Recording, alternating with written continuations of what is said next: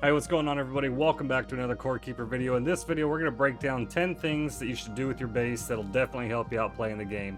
A lot of these are little things. A lot of them are comments from our Discord and from the videos that we've had in the past about people saying what they do, and it really helps them play the game. So let's jump into it. Number one, and I think this is a great idea, and I don't remember who mentioned this, but it was a comment to one of the videos about how to basically let you know what items are in what chests. So what they suggested that they've done is placed pedestals next to the chest with an item that's in the chest. So you can see here, I've kind of adopted that here, and what we've done.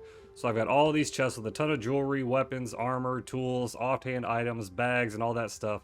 So now what I've done with the extra ones that I have is just placed a pedestal next to it with the item in there. So I know this is my necklaces. This is rings right here. We've got some more rings over here. We've got weapons. We've got some armor here. Bunch of tools here. And then, of course, our offhand items. You know, stuff like that. Just something simple. Pedestals are really cheap to craft. I think they're only take wood. Let's check here. Oh, it's at the crafting table. Apologies. So right here, 6 wood for each one of those. And it's you know, something easy, simple to make. You're gonna have a ton of wood, especially if you already have your automated wood farm. Craft a bunch of pedestals and put them around some of the stuff that you have. So even down to my foods here, because the recipe book is huge. There's a ton of different types of foods to make.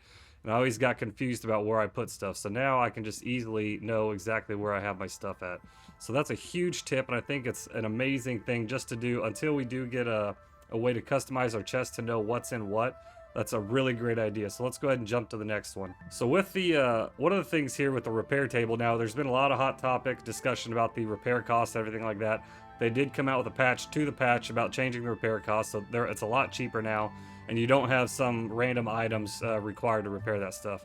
But one of the things you can do now is utilize the crafting stations if you have a chest adjacent to them. So what I've done here, and this is simple for me, is just put a repair and a salvage station right here in the middle of these chests. Now these all have my ore, my iron, my tin, my copper, and scarlet and gold ore in here, or bars rather. And I just have the repair table right in the middle, so I can just come up here and whatever armor I'm wearing, I can go ahead and just repair it right here based on using these right here, because they have to be right next to the chest to be able to use those resources inside of it. So that's what I've done with that one. Super simple. That way I can just run up right here in the middle. Whatever bar I need, it's already right there adjacent to the table, so I can go ahead, boom, repair, and then be on my way. Something just a little time saver. All right, up next is back to gardening. We've done a couple gardening videos here on just basic gardening and how to get your golden plants and everything. But one other thing that I want to do is address these fountains before a little bit. But these fountains can be found over in the Forgotten Ruins biome. You can just hit them a few times, pick them up, and what you can do is just place them here. You don't have to refill them. They're magical. They have an infinite amount of water. So just place these in between your gardens, because if you're like me, you start building a really big garden to get a lot of those resources to make your foods. So I just put a couple of fountains right here in the middle, and it definitely helps me having to go, instead of running out to find a water source and bring it back, just boom, right there next to the gardens. All right, so that's the fountains right here. Quick, easy way to plant and water your plants. All right, so next one we have here is in all of my bases so far, well, all 2 of them, I guess, I've got a water, like a little lake or pond or whatever you want to call it, inside my base area. So bring up the map here. So you can see my base is all right here. You can see the border. I've always had water inside, and that's for a few reasons. One, because before I got the fountains, I was going to this area to get water for my plants. But another one is being able to fish relatively safe in a pretty safe location. So obviously we've got the little area right there, but I can come all around right here and just fish while I'm inside my base. Now this is a really quick way, so if I don't have anything to do that day or something while I'm playing the game, I can just hop over here and start fishing for rare fish and hopefully trying to get some rare items and everything like that as well. And I do have that over, if you look at my base over by the core, we also have the same thing here. So I've got water right here by the core, then I've got some down here by my garden area, as well as this big old water area out here.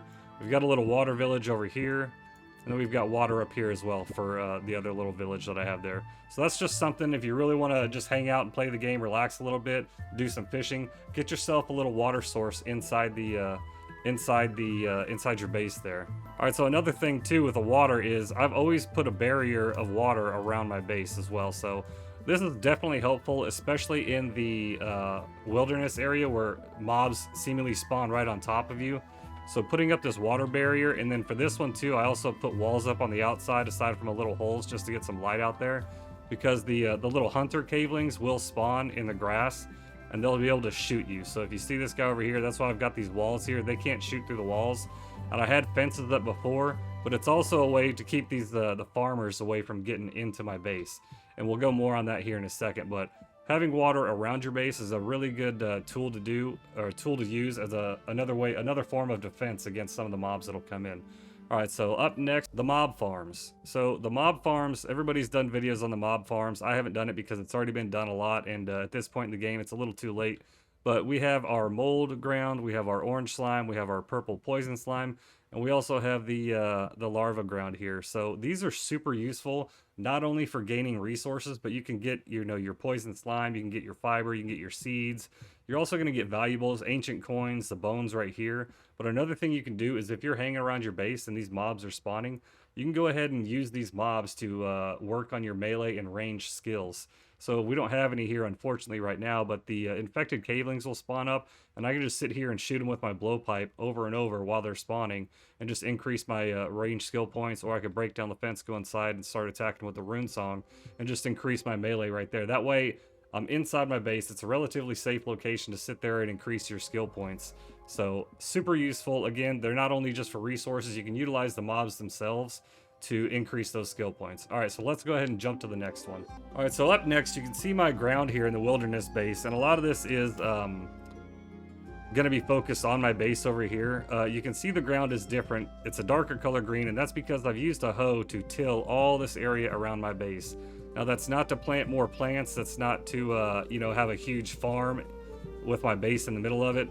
The reason is because when you're in the wilderness, if you have a base over here, the mobs will actually spawn similarly to the infected cavelings in the mold dungeon. So if you have the mold ground in there, and when you're in the mold dungeons, the cavelings, why they always seem to spawn on top of you, it's because they spawn from the ground itself. So in a similar fashion, the hunter cavelings will spawn inside your base, and the farmer cavelings will spawn inside your base too.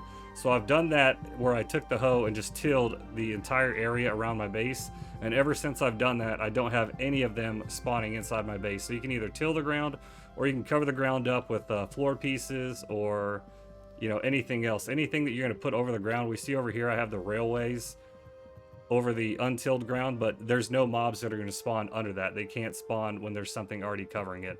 So super easy, grab a hoe and just till the entire area if you're going to build a base over here, and it'll keep a lot of those mobs out of your base. Obviously, the NPCs are a pretty important part of the game. That's where you can get some of the resources that you can't really get anywhere else, and also some of them sell stuff that you could be a kind of a pain to get.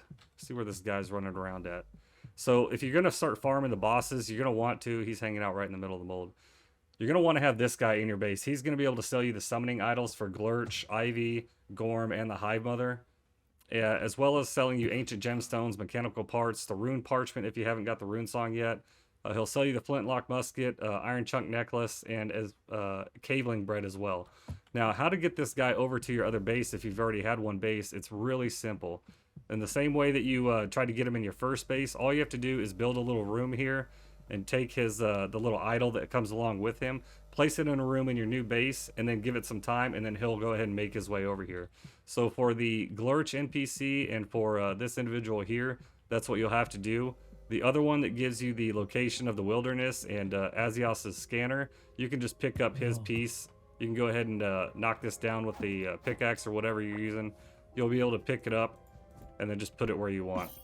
So that's how you guys can get the NPCs to go to a new base if you are planning on building like I did over here in the wilderness. All right, so wrapping up the last one here, let's get to it. We've talked about fast travel, and that's going to be probably your best way to get around the map right now. Obviously, we do have the recall idols that are going to let you teleport back to the core, but there's really no way to teleport back to your base if you have another base away from the core.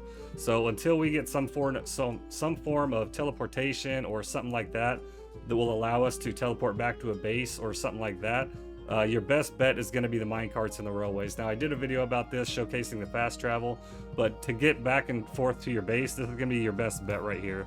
And obviously, I've done it to go up to the bosses where Azios is and Ivy is, and then all the way back to my base over at the core. So super cheap. You can use the tin workbench to craft those. It's just going to take tin and wood to craft your railways and your mine carts. Relatively cheap. I think a few tin and a few wood will get you a stack of 5.